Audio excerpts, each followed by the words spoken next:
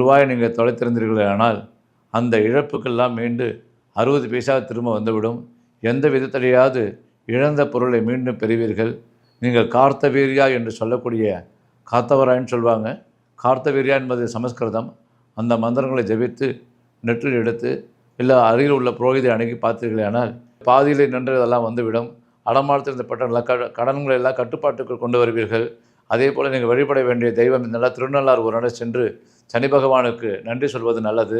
திருநள்ளாறு ஏன் நான் உங்களுக்கு சொல்லுகிறேன்னு சொன்னால், எல்லாம் அல்ல அன்னை ஸ்ரீ மூகாம்பின் திருவருளோடும் இஷ்ட தெய்வம் ஸ்ரீ வீராஞ்சலின் அருளோடும் உங்களை இன்று மீண்டும் சந்திப்பதில் பெருமகிழ்ச்சி அடைகிறேன். எம்டிவி நேயர் அனைவருக்கும் ராணிப்பேட்டை மணியையர் அடியனின் பணிவான வணக்கத்தை தெரிவித்துக் கொள்கிறேன். அவிட்ட நட்சத்திரத்தில் 2ஆம் பாதத்திலிருந்து அவிட்ட நட்சத்திரம் 3ஆம் பாதம் கும்பராசிக்கு சனி பகவான் பெயர்ச்சியாகிறார்.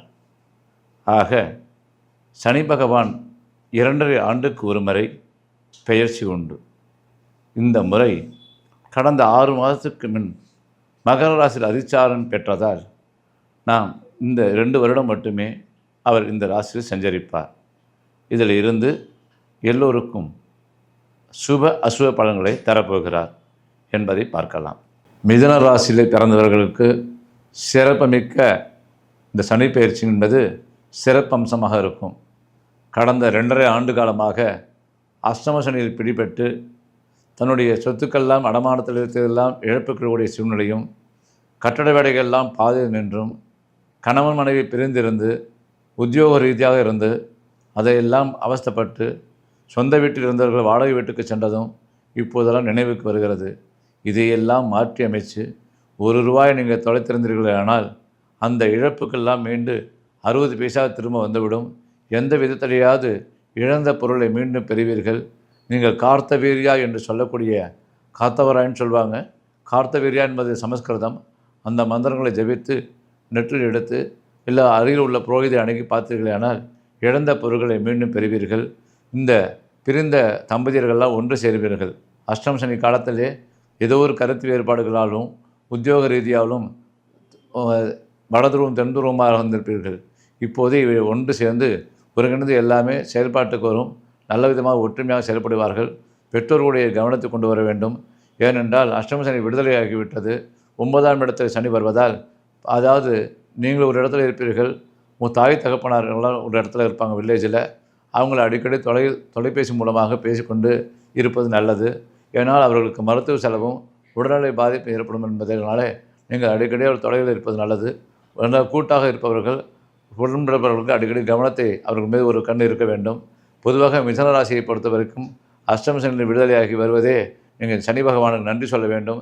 எதுவும் பெரிய லெவலில் உங்களுக்கு உறவினர்களாலேயும் நண்பர்களாலும் பாதிக்கப்பட்டது. யார் உண்மையான நண்பர், யார் உண்மையான உறவினர்கள் என்பதையெல்லாம் நமக்கு எடுத்து காட்டியவர் சனி பகவான். அதை தான் உணர்ந்தீர்களே தவிர நல்ல பாடத்தை கற்றுக்கொண்டீர்கள் என்பதை நாம் இது மூலமாக எடுத்துக்கொள்ளுமே தவிர சனி பகவான் நம்மளை புரட்டி விட்டார், கஷ்டப்படுத்தி விட்டார் என்பதை எல்லாம் இல்லை. உங்களை எப்படி புரிய வைக்கணும் என்பதற்கு தான் அனுபவ ரீதியாக கிடைத்தது. அந்த சமயத்தில் தான் சில இழப்புகள் ஏற்பட்டிருக்கும். அந்த இழப்புகளிலிருந்து மீண்டு வருவதற்கு ஒரு 60% நீங்கள் மீட்டு விடுவீர்கள். அதாவது பாதியிலே நின்றதெல்லாம் வந்துவிடும். அடமானத்தில் இருந்த கடன்களை எல்லாம் கட்டுப்பாட்டுக்குள் கொண்டு வருவீர்கள். அதே போல் நீங்கள் வழிபட வேண்டிய தெய்வம் இந்த திருநள்ளாறு ஒரு நாள் சென்று சனி பகவானுக்கு நன்றி சொல்வது நல்லது. திருநள்ளாறு ஏன் நான் உங்களுக்கு சொல்லுகிறேன்னு சொன்னால், அந்த மண்ணுக்கு வலிமை ஜாஸ்தி. திருநள்ளாறில் தான் சனி பகவானுடைய ஸ்தலம் என்று சொல்லப்படுகிறது. இந்த தர்பாசிரி வழிபாட்டு பண்ணி அங்கேருந்து வழிபாடு பண்ணி தீபங்கள்லாம் ஏற்றி சதுர்த்திங்கெல்லாம் உடைத்திட்டு திரும்ப வரும்போது தான் அங்கு உள்ளவர்களுக்கு மாற்றுத்திறனாளிகளுக்கு நீங்கள் ஒரு அன்னதானத்தை வாங்கி கொடுத்து விட்டு வந்தீர்களே. ஆனால் இந்த வரப்போகிற சனிப்பேச்சு இன்று தேதியிலிருந்து 2 ஆண்டுகளுக்கு நீங்கள் இழந்த பொருளை எல்லாம் மீண்டும் பெறுவீர்கள். இந்திரனை போல வாடுவீர்கள். உங்களுடைய தொழிலாகட்டும் உத்தியோகமாகட்டும் எல்லாம் நன்ற இடத்துக்கு வரும். கல்யாணமாகாத பெண்களுக்கு திருமணம் கண்டிப்பாக நடக்கும். சொல்வது போல திரும்ப திரும்ப சொல்கிறேன், வயதுக்கு ஏற்றால் போல மிதுன ராசிகளுக்கு குருபலம் இருப்பதால் அவர்களுக்கு எதை ஃபோக்கஸ் செய்கிறார்களோ அதை கிடைத்து விடும் என்பதில் சிறப்பம்சமாக சொல்லப்படுகிறது. ஆக இந்த அஷ்டம சனி விடுதலிருந்து விடுபட்டு தாங்கள் அடிக்கடி சுவிட்ச் ஆஃப் பண்ணி வச்சிருந்த ஃபோன்லாம் இப்போது பரபரப்பாக விடுவீர்கள் என்பதில் தான் தெளிவுபடுத்துகிறோம். அதனால் மிதுன ராசிக்காரங்கள் நன்றி செல்வது தான் திருநள்ளாறு சென்று சொன்னேன். நீங்கள் இது புது பொலிவுடன் தெளிவுபடுவீர்கள் என்பதிலே சந்தேகமில்லை. மிதுன ராசிக்காரர்களுக்கு இந்த சனி பயிற்சி நல்ல மாற்றத்தையும் முன்னேற்றத்தையும் கொடுக்கும் என்பதில் சந்தேகமில்லை. மிதுன ராசியில் பொறுத்தவரைக்கு சனி பார்வை 10 ஜீவனஸ்தானத்தை 6ஆம் இடத்தை பார்ப்பதனால அந்த கடனெல்லாம் முடிவுக்கு கொண்டு வரும்னு சொன்னேன். அதே போல் நிறைய வியாபார வர்த்தகங்களும் இந்த 2 சனி பயிற்சி இருக்கிற வரைக்கும் இரும்பு சம்மந்தப்பட்ட தொழிலாக இருக்கட்டும், எஜுகேஷன் துறையில் பள்ளிக்கூடங்கள் நடத்துவதாக இருந்தாலும் சின்ன சின்ன ஸ்கூல் நடத்துவாங்க. அந்த மாதிரி இருந்தால் நிறைய மெம்பர்ஷிப் ஜாஸ்தியாக வருவாங்கன்னு சொல்லலாம். ஏன்னா மிதுன ராசியை பொறுத்த வரைக்கும் 4க்குரிய புதன் எப்போதுமே உச்சம். உங்களுடைய தசாபத்திகளை வச்சு பார்க்கும்போது நல்ல மாற்றங்களை ஏற்படுத்தும். வியாபாரத்தில் கூடிய புதன் தசை நடந்தால் வியாபாரத்தை கடன் வாங்கி தான் வியாபாரம் பண்ணணுங்கிற சூழ்நிலை ஏற்படும். ஆனால் அதே சமயத்தில் கடன் வாங்காமல் வியாபாரம் பண்ண முடியாது. அந்த கடனை அடக்கக்கூடிய அளவுக்கு வியாபாரம் நடக்குமா என்பது தான் நடக்கும். இந்த 9ஆம் இடத்துக்கு வரதுனால எல்லாமே காலபுருஷனுடைய தத்துவத்தின்படி பார்க்கும்போது கிரகச்சாரங்கள் நல்ல சாதகமான சூழ்நிலை இருக்குது. ராகுகேது பயிற்சியும் அதே மாதிரி 10ஆம் இடத்துல இருக்கிறதுனால அதாவது லெதர் பண்ணுவாங்க. லெதர் பண்ணால் கூட நீட்டாக இருக்கிற தொழில், அதாவது கவ் பஃப் அந்த மாதிரி சொல்லக்கூடிய லெதர்களோ அல்லது நீச்சல் தொழில்களோ அந்த மாதிரி பண்ணால் 10ல் ராகு இருந்தால் தனராகணுமா நீட்டான பொருள்கள், அதாவது காய்கறி கடை வச்சுருந்தா கூட முருங்கைக்காய், கேரட்டு, முள்ளங்கி அந்த மாதிரி புடலங்காய் இந்த மாதிரி வியாபாரம் பண்ணுவாங்க. அந்த மாதிரி மிதுன ராசியில் பிறந்தவர்களுக்கு தாராளமாக 10ஆம் இடத்தில் இருக்கக்கூடிய ராகுனால நல்ல அனுகூலமான போக்கு ஏற்படும்.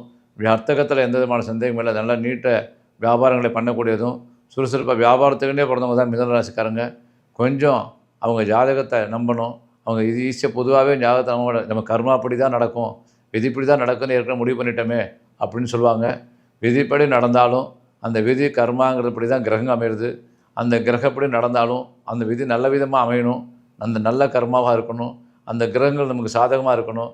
அப்படிங்கிறதுனால தான் கிரகங்களுக்கு நம்ம சாந்தப்படுத்துவது தான் நம்ம ஆலயங்களுக்கு சென்று வழிபடுவது வழக்கம். அதனால் மிதுன ராசிக்காரங்கள் பொதுவாக எதுவுமே விதிப்படி நடக்கட்டுமேன்னு சொல்லக்கூடியவர்களாக இருப்பார்கள். விதிப்படி தான் நடக்கும் என்று வாதம் பண்ணுவார்கள். அப்படிப்பட்டவர்கள் இப்போ 2 ஆண்டு காலமாக கஷ்டப்படுகின்ற போது இப்போது உணர்வீர்கள். நான் என்ன சொல்லுகிறேன் என்றால், எப்போதுமே நீங்கள் அதை ஒத்துக்கொள்ளுங்கள். நீங்கள் கிரகங்களுக்கு சாதகமாக பண்ணும்போது மகாவிஷ்ணு ஆலயத்துக்கு சென்று வழிபட்டு வருவதும், திருநள்ளாருக்கு சென்று போய் நன்றி சொல்வதும் இருந்தால் வரப்போகிற இந்த சனி பயிற்சி நல்ல சிறப்பாக அமைஞ்சு மறுபடியும் இழந்த பொருளெல்லாம் மீண்டு வந்து விடுவீர்கள் என்பதிலே சந்தேகமில்லை. சிறப்பாக இருக்கும் என்பதிலே உறுதி.